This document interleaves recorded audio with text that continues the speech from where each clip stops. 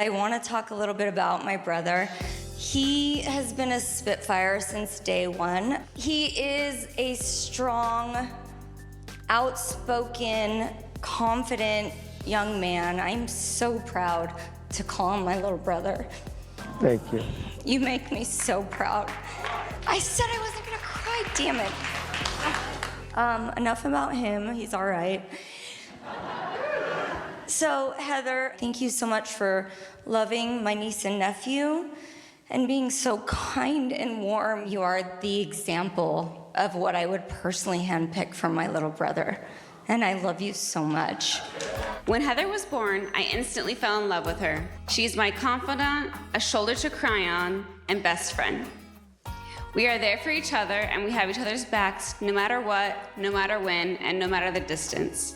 When Tarek and Heather first started dating, I was a little protective of my sister.